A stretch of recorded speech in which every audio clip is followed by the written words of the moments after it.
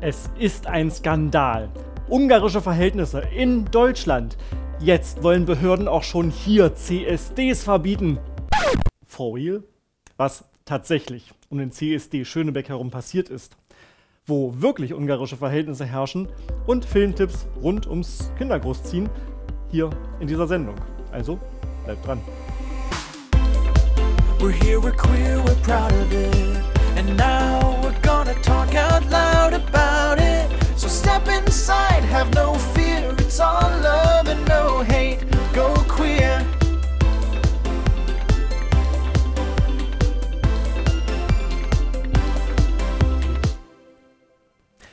Die Saison der Prides erstreckt sich schon lange nicht mehr nur auf den Juni. Den Auftakt macht seit 2021 der CSD Schönebeck nahe Magdeburg bereits Ende April. Doch diesmal war es ein holpriger Start, denn der CSD musste abgebrochen werden. Polizei und Ordnungsamt drängten gegen 20 Uhr zur Beendigung und lösten den CSD auf. Geplant war dieser eigentlich bis 22 Uhr. Die Stadt Schönebeck betont, dass die Beendigung erst um 20 Uhr bereits aus Entgegenkommen geschah. Denn die politische Versammlung sei nur bis 18 Uhr angemeldet gewesen. Alles Weitere war aus Sicht der Stadt eine Veranstaltung, wie es zum Beispiel Stadtfeste oder Konzerte sind. Während bei politischen Versammlungen der Staat für die Sicherheit sorgen muss, ist bei Veranstaltungen der Veranstalter selbst dafür zuständig. Hier gab es Probleme mit dem Sicherheitspersonal. Die vom Veranstalter angegebene Sicherheitsfirma wusste nichts von dem Einsatz. Die Ordner vor Ort haben laut Angabe des Veranstalters CSD Magdeburg e.V. ehrenamtlich gearbeitet, sagte Sprecher Falko Jentsch. Er wirft den Behörden Schikane vor und kritisiert seinerseits bürokratische Hürden und Versagen bei der Stadt. So habe bis zuletzt kein gültiger Bescheid über die Demonstration vorgelegen. Auch das Ordnungsamt sei vor Ort aggressiv und einschüchternd aufgetreten und die politische Ausrichtung wurde angezweifelt. Okay, Real Talk. Wie viele Organisationen und Parteien in Reaktion bereits klarstellten, ist ein CSD immer politisch. Selbst wenn queere Menschen offen als queere Menschen ein Stadtfest oder eine Open-Air-Party veranstalten, setzt dies ein Zeichen, auch wenn nur gefeiert wird. Das mag wie ein Sonderrecht oder Sonderbehandlung klingen, ist es aber nicht, denn auf der anderen Seite sind queere Menschen eine Minderheit und immer Anfeindungen und Schlechterstellungen ausgesetzt, auch hier in Deutschland noch. Es erfordert Mut, rauszugehen und „Ich bin queer" zu brüllen. Doch wie verhält sich das nun mit der Absicherung? Politische Versammlungen werden durch die Polizei abgesichert. Das ist eindeutig geregelt und das ist auch in Schönebeck erfolgt. Die Demonstration war bis 18 Uhr genehmigt. Die Veranstaltung darüber hinaus wurde mit der Auflage genehmigt, dass der Veranstalter die Security stellt. Eine klare Regel also. Ebenfalls klar geregelt war, dass die sogenannte Bewachungsverordnung gilt. Die regelt, welche Voraussetzungen OrdnerInnen mitbringen müssen. Und diese Voraussetzungen wurden nicht getroffen. Ehrenamt hin oder her, hier wurde arg gemauschelt und getrickst. Von Willkür kann also keine Rede sein. Im Gegenteil wurde der Veranstalter sogar schon am frühen Nachmittag auf den Umstand hingewiesen. Ob die Zeitspanne realistisch ist, noch andere Ordner ranzubekommen, kann ich nicht einschätzen. Der Veranstalter hat es zumindest nicht getan. Und jetzt erinnert euch, circa 4 Monate vorher ist 15 Kilometer entfernt ein Auto durch die Menschenmenge des Magdeburger Weihnachtsmarkts gerast. In den Jahren davor haben wir immer wieder von Angriffen auf CSDs berichtet. Messerattacken, Prügeleien, ja, eine Person ist sogar gestorben. Vor diesem Hintergrund, wie würdet ihr entscheiden, wenn ihr seht, dass die Sicherheit des CSDs nicht ausreichend gewährleistet ist? Wer übernimmt die Verantwortung, wenn etwas passiert? Ich kann die Stadt sehr gut verstehen, wenn ihr das zu heiß wurde und finde, der Schutz der Menschen geht vor. Und ich finde es ein Entgegenkommen genug, wenn sogar 2 Stunden extra Veranstaltung toleriert werden, nämlich bis 20 statt bis 18 Uhr. Fassen wir zusammen. Der Veranstalter bekommt im Vorfeld Regeln genannt, die für alle gelten und kommt diesen nicht nach. Die Stadt sieht die Unversehrtheit der Teilnehmenden in Gefahr und zieht die Reißleine, gewährt aber einen Kulanzzeitraum von 2 Extrastunden. Daraufhin versucht der Veranstalter für 20 Uhr im Eilverfahren eine weitere politische Versammlung anzumelden. Hier erst kommt der Vorwurf ins Spiel, nicht politisch genug zu sein. Die Stadt beruft sich hier wiederum auf die Definition, was als politische Veranstaltung gilt, und da reichte das bloße Bühnenprogramm nicht aus.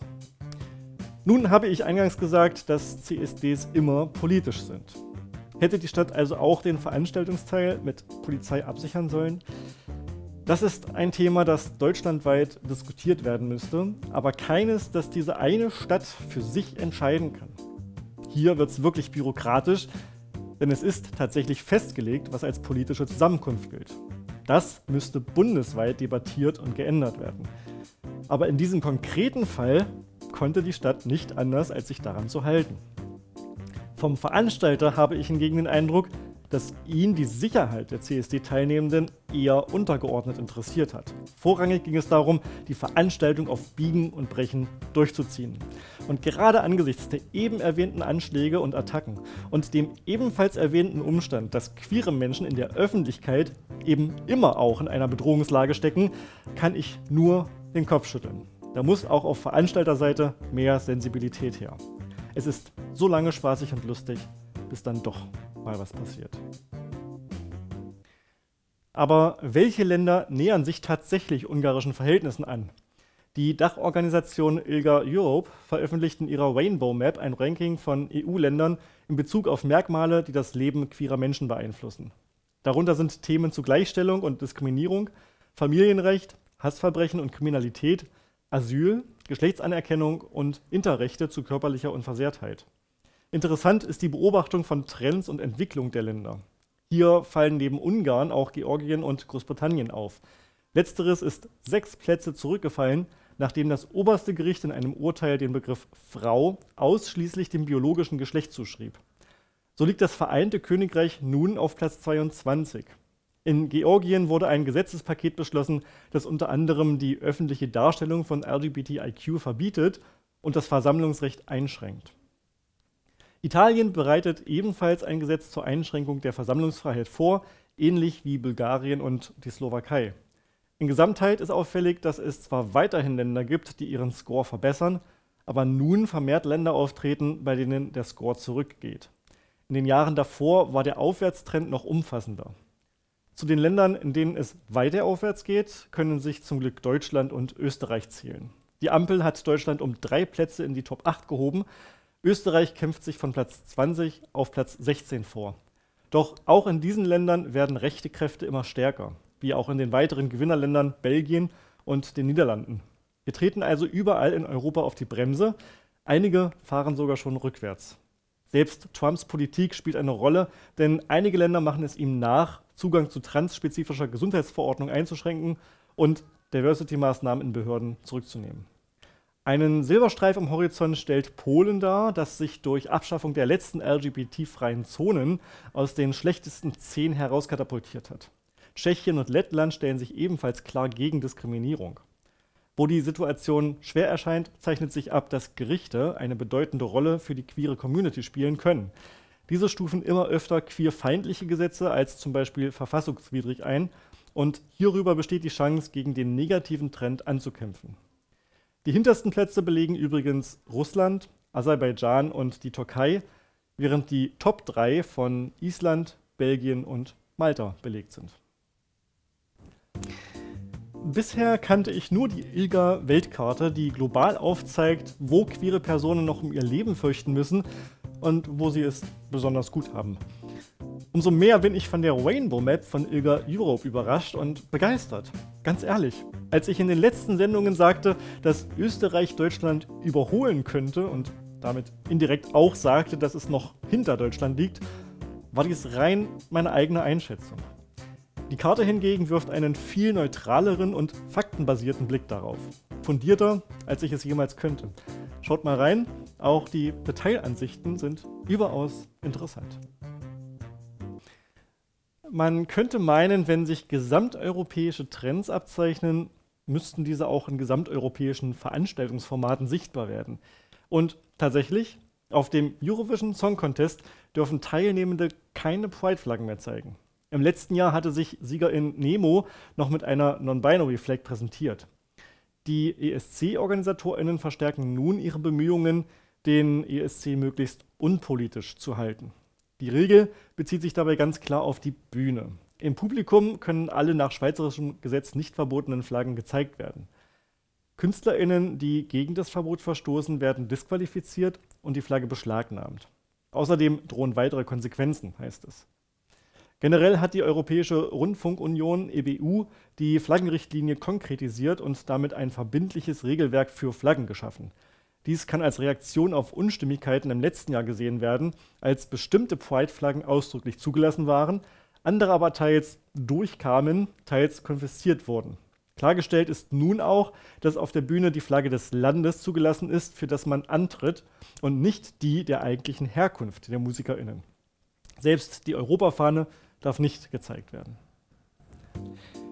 Es scheint lächerlich, dass eine solch große europäische Veranstaltung die europäische Flagge verbietet. Und es schmerzt zu lesen, dass Pride-Flaggen auch verboten sind. Doch lassen wir unseren Stolz mal hinter uns und blicken nüchtern auf die Sachlage. Es gab immer wieder Wirbel um das Zeigen von Flaggen. Free Palestine, Israel, Ukraine, diverse Pride-Flaggen. Da ist eine konkrete und verständliche Regelung, was erlaubt ist, definitiv zu begrüßen. Und in dieser muss eine Grenze gezogen werden. Wer dann auf der verbotenen Seite steht, fühlt sich zurückgesetzt. Logisch. Ich kann aber nachvollziehen, wenn man sich auf den Grundgedanken des ESC, nämlich die Länder treten musikalisch gegeneinander an, fokussiert. Es soll eben eindeutig sichtbar sein, für welches Land die KünstlerInnen spielen. Es bleibt aber gleichzeitig bei meiner Aussage vom letzten Jahr. Gänzlich unpolitisch wird ein ESC nie sein können, und hier haben die Veranstaltenden noch einige Arbeit mit der Ausgestaltung des ESC vor sich. Nach 6 Jahren ist Schluss. Die letzte sogenannte LGBT-freie Zone in Polen wurde abgeschafft. Die Kleinstadt Wałęsy hat ihren queerfeindlichen Beschluss zurückgezogen. Ein Erfolg für AktivistInnen, die EU und alle, die sich für Menschenrechte einsetzen. Wichtige Sponsoren mit amerikanischer Muttergesellschaft beenden ihr Engagement für den Cologne Pride. Die Gründe dafür liegen im politischen Klima der USA, in dem Diversity-Programme zunehmend unter Druck geraten. Für Köln in Nordrhein-Westfalen und viele queere Communities bedeutet das, Budgets schrumpfen, Sichtbarkeit wackelt. Auch in Deutschland entfaltet Trumps Antidiversitätspolitik Wirkung. So schwächt SAP seine Gleichstellungsziele ab, während andere Konzerne dies beobachten. T-Mobile US, eine Tochter der Deutschen Telekom, streicht bereits Gleichstellungsmaßnahmen. Seit 10 Jahren leuchten sie in Wien für Vielfalt, die berühmten Ampelpärchen. Die Stadt Wien installierte die ersten Ampeln im Rahmen mehrerer Großveranstaltungen, darunter dem Eurovision Song Contest, und fördert damit neben Sichtbarkeit auch Sicherheit. Fun Fact: Laut einer Studie gingen Rotlichtverstöße seit der Installation um über 18% zurück. Robert Prevost ist der neue Papst und nennt sich Leo XIV. Obwohl er als moderat beschrieben wird, zeigt seine Vergangenheit eine klare Ablehnung gegenüber queeren Lebensrealitäten. Für viele LGBTI-KatholikInnen bleibt daher die Frage offen, ob die Kirche mit ihm neue Wege geht oder alte Vorurteile zementiert. Der Sieger des Eurovision Song Contest 2025 heißt JJ und kommt aus Österreich.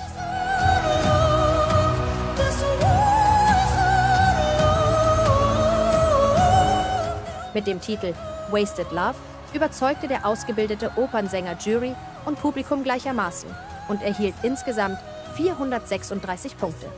Auf Platz 2 landete Yuval Raphael aus Israel.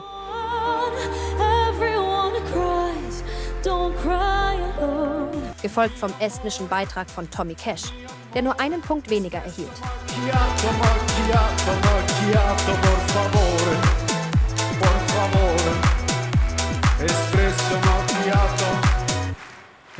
Deutschland schloss mit Abor und Tünner und dem Song Baller auf Platz 15 ab, mit insgesamt 151 Punkten. Österreich holt damit zum 2. Mal nach Conchita Wurst den ESC-Sieg ins Land.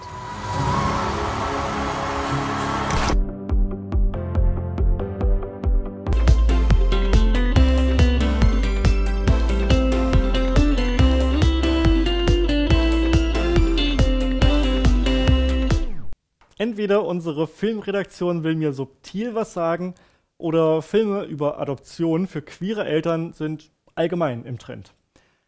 In The Mattachine Family begleiten wir den Fotografen Thomas, dem immer klarer wird, dass sein Leben ohne eigene Kinder irgendwie unvollständig ist. Der Filmtitel referenziert hier nur auf eine queere Gemeinschaft aus den 50er Jahren, die Familie für sich neu definiert hat und die Thomas zum Vorbild nimmt. Entfacht wurde seine Vaterschaftsflamme übrigens, als sein Freund Oscar vorschlug, ein Pflegekind aufzunehmen. Die, wie er sagt, schönste Zeit seines Lebens hielt nur ein Jahr. Für beide war das Kapitel Kinder dann zunächst abgeschlossen. Für Oscar, weil ihm diese Erfahrung ausreichte.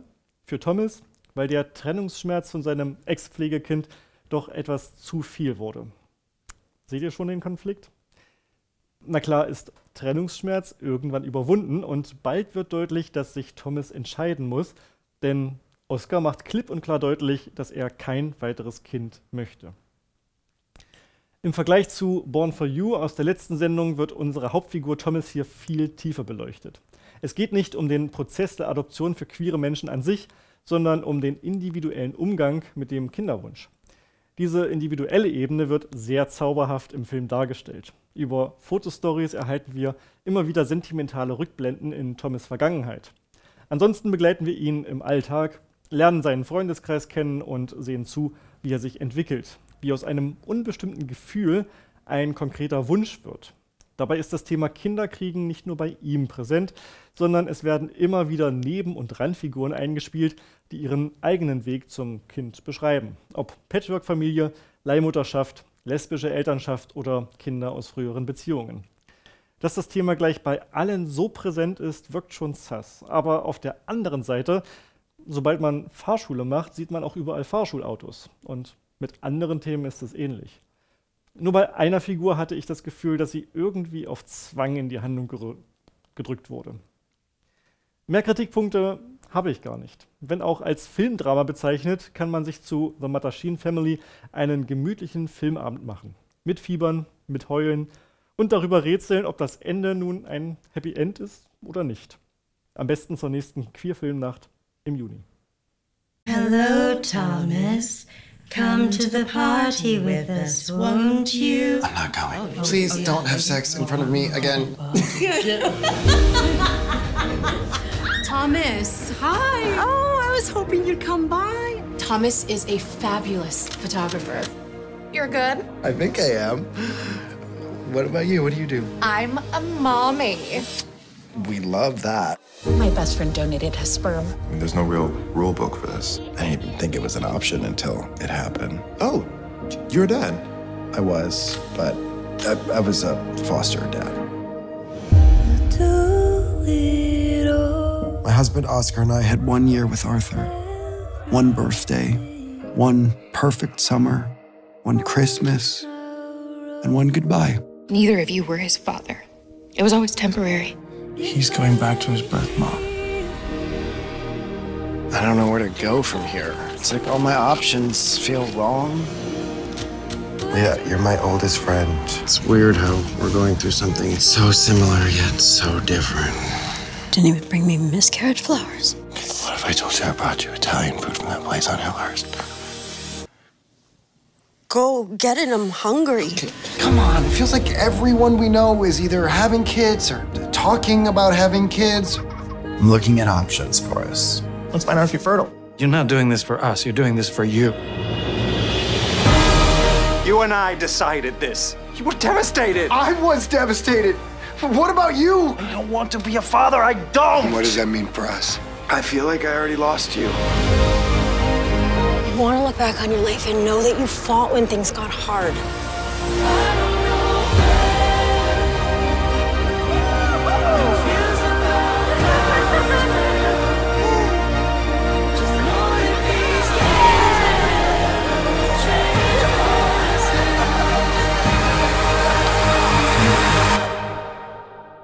Would you lie with me and just forget the world? Woran merkt man, dass man alt wird? Ich würde sagen, wenn man einige deutsche Komödien plötzlich gut findet.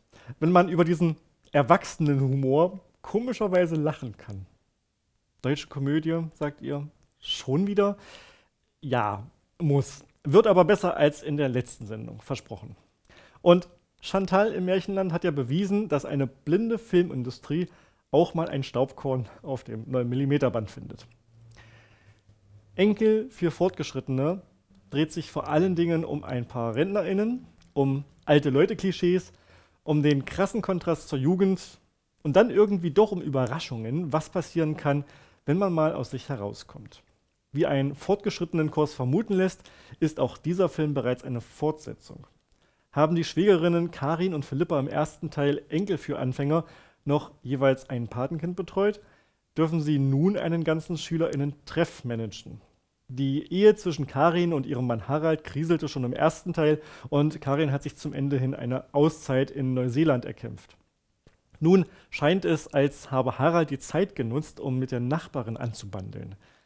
So sitzt Karin wieder mit Philippa zusammen und sucht nach einer Beschäftigung für die Zeit allein. Gleichzeitig muss Philippas hochschwangere Tochter eine Auszeit nehmen und verzweifelt, weil sie keine Vertretung für den von ihr selbst aufgebauten Schülerladen findet. Auch wieder mit dabei ist der grantige Arzt im Ruhestand Gerhard, der diesmal mit seinem Postboten Aydin verkuppelt wird. Die Alten kommen im Schülerladen erst nur semi an, aber irgendwie bleiben sie authentisch, sodass sie doch bald von den Kids akzeptiert werden. Ob das gut geht? Ich habe es ja eingangs schon erwähnt. Die Gags haben mich echt zum Lachen gebracht, aber auch, es sind Gags, die man dem Erwachsenenhumor zuschreiben würde. Und damit meine ich nicht mal Sex-Jokes. Schlimmer noch, vieles ist deutscher Humor. Absurditäten, die man wahrscheinlich nur versteht, wenn man hier wohnt. Aber der Film versucht ausgewogen zu sein, bringt Jugendperspektive rein, bringt Rentnerperspektive rein und hat erfrischende Momente, wenn die Alten ungeniert durch den Kakao gezogen werden. Wer hat in Jugendtagen nicht mal davon geträumt, den verkrusteten Erwachsenen mal richtig die Meinung zu sagen, aber hat sich doch nicht getraut? Es hat was Befreiendes, das hier zu sehen. Und die Kritikpunkte? Wie für deutsche Produktionen üblich bewegen wir uns wieder nah an der Cringe-Grenze, aber überraschenderweise durchbrechen wir sie nicht. So zumindest mein Empfinden. Dennoch bleibt das Gefühl, alte Menschen und Jugend, das kann doch nur schief gehen.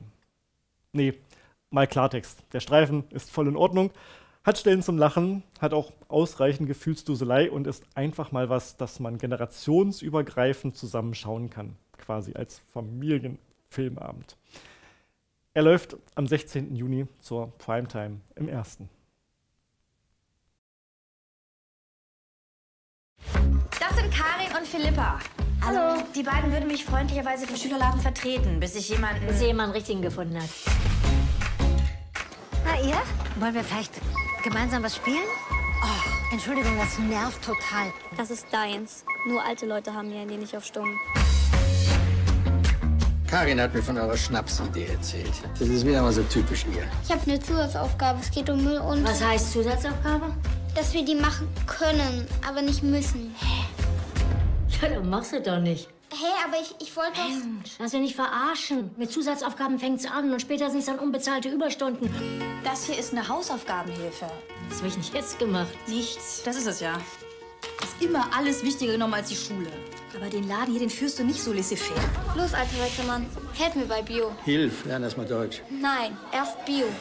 Und was ist das hier? Keine Ahnung, die Nabelschnur. Das ist der Dünndarm. Wieso schreien Sie meine Nichte so an? Haben Sie den Wetter verloren oder leisten Sie Ihr Sozialstunden ab? Warum ist es dir nicht egal, was er über dich denkt? Ich werde mich sowas von nett und tolerant um seine Nichte kümmern, der wird sich umschauen. Weißt du, wo die Algebra herkommt? Aus deiner Heimat. Aus Bottrop? Oh. Wir verkuppeln Gerhard und Aydin. Gut, dann machen wir eine Party. Wir lassen die Sau raus. Nimmst du bitte die Schuhe darunter?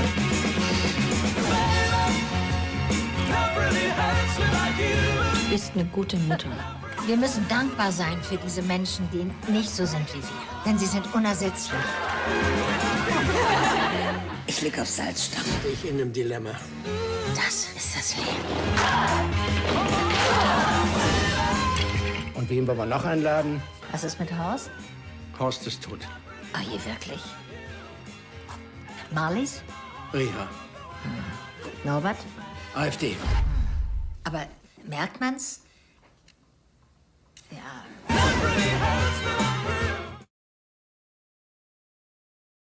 Apropos läuft in den Öffentlich-Rechtlichen. Der Pride Month klopft an und ihr wisst, was das heißt. Die nächsten 2 Folgen Go Queer springen wir mit Anlauf ins Sommerloch und bringen statt News noch mehr Filme, die ihr alle for free snacken könnt. Bis dahin also, euer Rob.